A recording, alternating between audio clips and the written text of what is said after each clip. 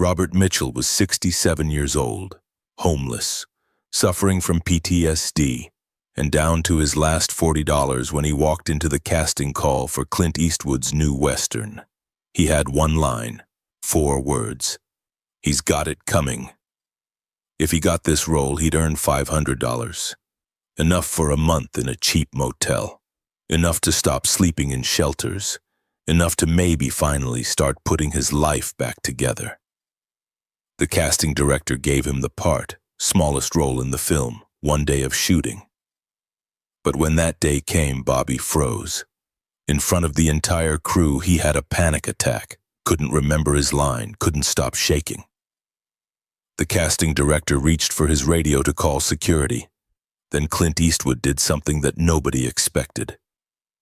Something that would change Bobby's life forever. And 20 years later, proved that the smallest act of kindness can echo through decades. It was August 1991, and Robert Bobby Mitchell was sitting on a bench outside the Veterans Affairs office in Los Angeles, staring at a piece of paper that represented his last chance at stability. The paper was a casting notice. Someone had posted it on the bulletin board at the homeless shelter where Bobby had been staying for the past 8 months. Extras needed, Western film, 1-day shoot, $500 cash. Bobby was 67 years old. His hands had a tremor he couldn't control, a souvenir from Vietnam that had gotten worse over the years. His face was weathered beyond his age, lined with decades of hard living. He'd been homeless since 1989, when his PTSD finally cost him the last job he'd managed to hold. A night shift at a warehouse where he could work alone and not have to explain why loud noises made him duck for cover. The $40 in his wallet was everything he had left. Enough for maybe 3 more days of food, not enough for a motel room, not enough for anything beyond basic survival. But $500. $500 would change everything. A cheap motel room for a month while he looked for work, an address for job applications, a place to shower every day, a chance to stop being invisible. The casting call was at a production office in Burbank. Bobby spent $3.50 on a bus ticket, leaving him with $36.50 to his name. He wore the cleanest clothes he had, jeans that were too big, a button-up shirt from Goodwill, shoes that were worn but not falling apart, and he'd shaved that morning in the shelter bathroom using a disposable razor someone had left behind. The waiting room was full of other extras. Most of them were younger, professional background actors who did this for a living. They had headshots, resumes, experience. Bobby had nothing but desperation and a face that looked like it belonged in a Western. When his turn came, the casting director, a woman named Sarah Chen, looked up from her clipboard. She saw Bobby's weathered face, his nervous hands, the way he stood like a man who'd learned to make himself small. Name? Robert Mitchell. People call me Bobby. Any acting experience?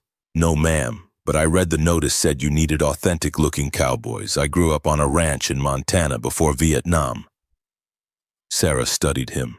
He looked perfect for a weathered old cowboy, exactly the authentic face they needed for background in this period Western. Clint was directing and starring in a film called Unforgiven, a dark revisionist Western that required faces with real history in them. We have a small speaking role, Sarah said. 1 line, 4 words, pays $500 instead of the standard $75 for background. You interested? Bobby's heart hammered. $500. Yes, ma'am. The line is, he's got it coming. Can you say that for me? Bobby cleared his throat. His voice came out rough, gravelly from years of smoking and not talking much. He's got it coming. Sarah made a note. You've got the look we need. The role is an old cowboy in a saloon scene. You'll be on camera for about 10 seconds. Can you be on set next Wednesday, 6 a.m. call time? Yes, ma'am, absolutely. She handed him paperwork. Bobby's hands shook slightly as he filled it out. He used the shelter's address, hoping they wouldn't check too carefully. For the next 5 days, Bobby prepared. He rehearsed his 4 words constantly. In the shelter, lying on his bunk, at the bus stop, walking the streets. He's got it coming. He said it 100 different ways, trying to find the right tone. Angry, resigned, matter of fact. He wanted to be perfect. The $500 became everything in his mind. It represented stability, a chance, maybe the beginning of climbing back to the person he used to be before the war, before the PTSD, before everything fell apart. Wednesday morning arrived. Bobby woke up at 4 a.m., too nervous to sleep anyway. He wore the same Goodwill shirt freshly washed in the shelter sink. The production had given him an address in Canyon Country, about an hour north. He'd saved enough for the bus fare, leaving him with $28 to his name until the $500 came through. The set was a constructed western town, surprisingly authentic looking. Dirt streets, wooden buildings, horses tied to hitching posts. There were trucks everywhere, trailers, equipment, crew members moving with purpose. Bobby felt overwhelmed immediately. He'd never been on a film set, never seen anything like this organized chaos. A production assistant checked him in, sent him to wardrobe. They dressed him in authentic period costume, worn cowboy clothes, a hat, boots. He looked at himself in the mirror and saw someone who belonged in the 1880s. For a moment he felt something like pride. Makeup added dirt, made him look even more weathered. "You've got a great face for this," the makeup artist said. It was the first compliment Bobby had received in months. Then they sent him to the set. The scene was being filmed in the constructed saloon. There were lights everywhere, cameras, sound equipment, dozens of crew members, and there, sitting in a director's chair, was Clint Eastwood. Bobby had seen Clint's movies, everyone had, but seeing him in person was different. Clint was 61 years old, wearing his costume for the film, dark clothes, gunfighter's gear. Even sitting casually in his chair, he radiated a quiet authority that made everyone around him move with extra efficiency. The assistant director gathered the extras, explained the scene. Bobby would be sitting at the bar. Another character would say something. Bobby would turn, look at him, and deliver his line. "He's got it coming." Simple. 4 words. Bobby had rehearsed it 1,000 times. They ran through blocking. Everyone moved to their positions. Bobby sat at the bar, hands on the wooden surface. The lights were hot, bright. He could feel sweat starting on his forehead despite the morning coolness. "Quiet on set," someone called. Bobby's heart was pounding. He told himself to breathe, just 4 words. He'd been saying them for days. He knew them perfectly. Rolling. Speed. Action. The scene started. Other actors delivered their lines. Bobby waited for his cue. It was coming. He needed to turn, look at the other actor, and say his line. His cue came. Bobby turned, opened his mouth, and nothing came out. The light suddenly seemed too bright. The crew watching felt like 100 eyes instead of the actual number. His hands started trembling on the bar, his chest tightened. The familiar sensation of panic, the same feeling from Vietnam, from mortar attacks, from moments when death felt close, washed over him in a wave. He couldn't breathe, couldn't speak, couldn't remember the 4 words he'd rehearsed 1,000 times. "Cut," someone said. Bobby was shaking. The panic attack was in full control now. His vision tunneled. He gripped the bar to keep from falling off the stool. "Is he okay?" someone asked. The assistant director approached. "Hey, you all right? Need water?" Bobby couldn't answer. He was 67 years old, having a panic attack in front of dozens of professionals, failing at the one chance he had left. Sarah Chen, the casting director, walked over quickly. She looked at Bobby, saw the panic in his eyes, the trembling, the shame. She'd seen this before with veteran actors. She knew what PTSD looked like. She pulled out her radio, about to call for a replacement. This was a major production. They had a schedule. Time was money. They had backup extras. "Sarah?" Clint Eastwood had stood up from his director's chair and was walking over. Everyone on set went quiet. When Clint moved, people paid attention. He approached Bobby, who was still gripping the bar, trying to breathe through the panic. Clint looked at him for a moment, really looked, seeing something others might have missed. Then Clint put his hand on Bobby's shoulder. The touch was gentle, grounding. "Bobby, right?" Clint's voice was quiet just between them. Bobby managed a nod, humiliated that Clint Eastwood was witnessing his breakdown. "You were in Vietnam," Clint said. It wasn't a question. Another nod. "What branch?" "Marines," Bobby managed to whisper. 1967 to 69. Clint nodded slowly. "My father was Navy, World War II. He had moments like this. Took him years to talk about them." Bobby's breathing was starting to slow, just slightly, grounded by Clint's calm presence. "Here's what we're going to do," Clint said, his voice still quiet but carrying complete authority. "We're going to take an early lunch. You and I are going to walk over to my trailer and rehearse your line. Just the two of us. No cameras, no crew. We're going to take as much time as you need." He turned to the crew. "Everybody, lunch, 1 hour." Sarah started to protest. "Clint, we're already behind schedule. 1 hour." Clint repeated. His tone wasn't angry, but it was final. Then, still with his hand on Bobby's shoulder, "Come on, let's take a walk." They walked away from the set, away from the lights and the watching eyes. Clint's trailer was parked nearby, a simple space with a small table, a few chairs, scripts stacked on a counter. "Sit," Clint said, gesturing to the table. Bobby sat, still shaking slightly, overwhelmed with shame and gratitude and confusion about why Clint Eastwood was spending his lunch break with a failing extra. Clint pulled out 2 bottles of water from a small refrigerator, handed one to Bobby. Then he sat down across from him. "Tell me about the line," Clint said. "What are you trying to say when you deliver it?" The line is, 'He's got it coming.' I know the line. But what does it mean? Who are you in this moment?" Bobby struggled to articulate. "I'm just an old cowboy sitting at the bar." "But why are you saying that specific line? What does your character believe?" This was a level of thought Bobby hadn't considered. He'd been so focused on just saying the words correctly that he hadn't thought about meaning. "The scene," Clint explained, patient and clear, "is about justice, about men who've done wrong facing consequences. Your character has seen things, lived through hard times. When you say he's got it coming, you're not just commenting on this one man. You're stating a philosophy about how the world works. Actions have consequences." Bobby was listening, really listening, the panic slowly receding as his mind engaged with something beyond fear. "You're a Marine," Clint continued. "You've seen men face consequences for their actions, good and bad.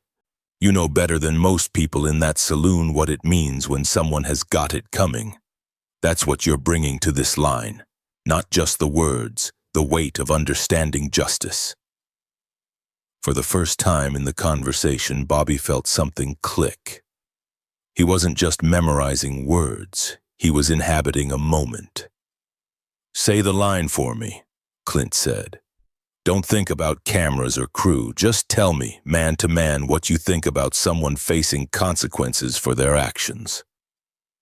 Bobby took a breath, thought about Vietnam, about consequences, about justice and injustice, about all the years between then and now. "He's got it coming," Bobby said. The words came out different than his rehearsals, quieter, more certain, weighted with experience. Clint nodded. "That's it. That's the line. You just did it perfectly. But there's no camera." "The camera doesn't matter," Clint interrupted. "What matters is that you understand the moment. The camera just records what you already know. You've got this, Bobby. You've got it completely." They talked for another 20 minutes. Not just about the line, but about acting, about Vietnam, about the difficulty of readjusting to civilian life. Clint listened more than he talked, asking questions, understanding the depth of what Bobby had experienced. When lunch ended, they walked back to set together. The crew had returned, but the energy was different now. Word had spread quietly, respectfully, that Clint was working personally with one of the extras. "Let's try again," Clint said to the assistant director.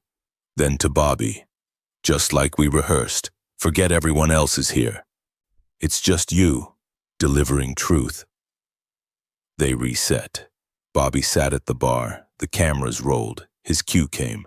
Bobby turned, looked at the actor, and from somewhere deep, from experience, from understanding, from the 20 minutes Clint had spent teaching him to find meaning in 4 words, Bobby delivered his line. "He's got it coming.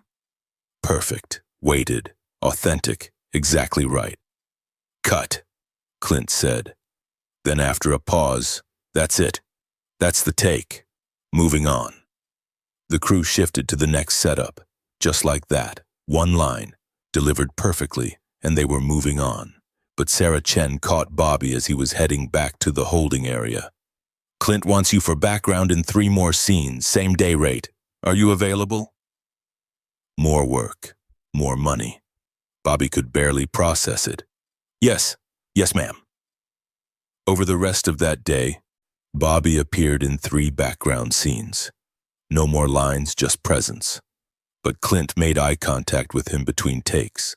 Small nods of acknowledgement. "You're doing good. You belong here." At wrap, when Bobby collected his paperwork for payment, Sarah added a note. "Clint wants to know if you're available for next week's shoot. 2 more days, background work." It wasn't just $500 anymore. It was $1,500. It was 3 days of feeling like he belonged somewhere. It was Clint Eastwood treating him with respect and patience when everyone else would have just fired him and moved on. Bobby showed up for those 2 additional days. Clint acknowledged him each time, sometimes with just a nod, once with a brief conversation about how he was doing. The other actors and crew noticed. When Clint showed someone respect, others followed. On the last day, as Bobby was leaving set for the final time, Clint intercepted him. "Bobby, wait a second." They stepped aside from the crowd. Clint pulled out a business card and handed it to Bobby. "This is a friend of mine who runs a veteran support program. Real program, not the bureaucratic VA stuff. He helps guys transition back to civilian life, finds work, housing, therapy. Tell him I sent you." Bobby looked at the card, overwhelmed. "Mr. Eastwood, I don't know what to say." "You don't have to say anything," Clint replied. "You served your country, you deserve support, and Bobby, you're a good actor. You found something real in that line. That's not easy. If you want to keep doing this, you can." Bobby did call the number on the card. The program helped him find stable housing, connected him with therapy for his PTSD, and eventually helped him find work. Not acting at first, but stable work that gave him structure and purpose. But the acting bug had bitten him. In his early 70s, Bobby started taking classes at a community college, performing in small theater productions. He was never going to be a star, but he found something he loved, and more importantly, something he was good at. By the late 1990s, Bobby was teaching basic acting workshops at community centers, working specifically with veterans who wanted to use performance as therapy for PTSD. He understood both sides, the veteran experience and the craft of finding truth in performance.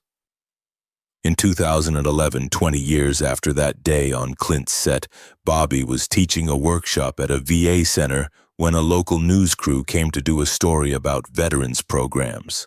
They interviewed Bobby about his work. "How did you get into teaching acting to veterans?" the reporter asked. Bobby smiled, thinking back to that August day in 1991.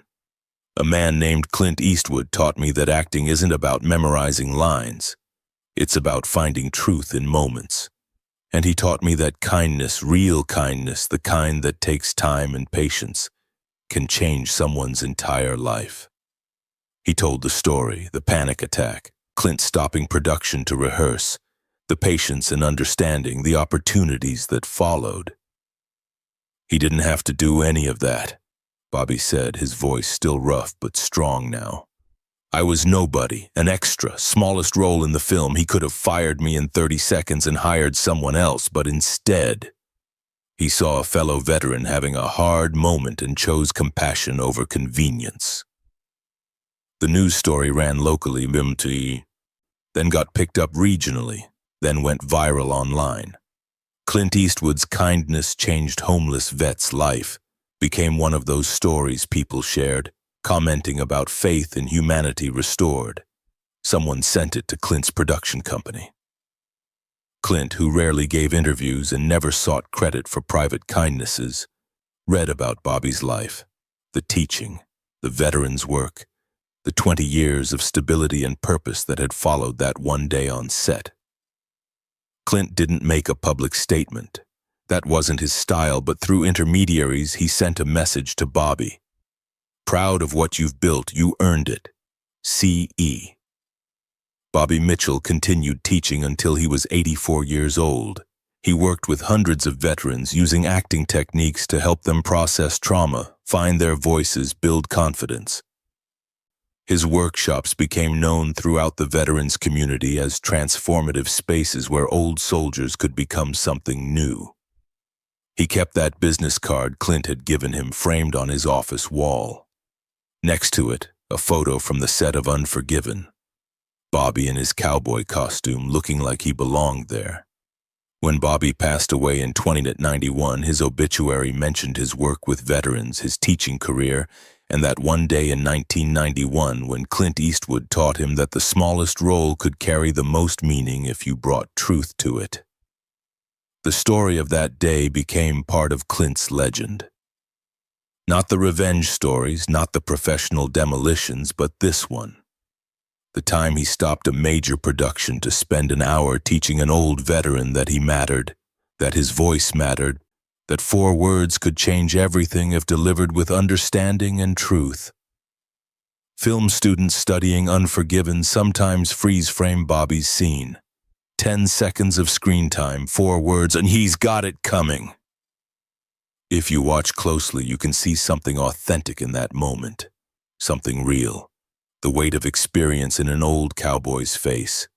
That's what Clint had seen. That's what he'd taken time to cultivate. Not just a line delivery, but a human moment. And in doing so, he'd changed a life. If this story of compassion, second chances, and the power of patience moved you, subscribe and share it with someone who needs to remember that the smallest kindnesses can echo through decades, and true leadership means seeing the person, not just the production schedule. Have you ever had someone show you unexpected kindness that changed your path? Share your story in the comments.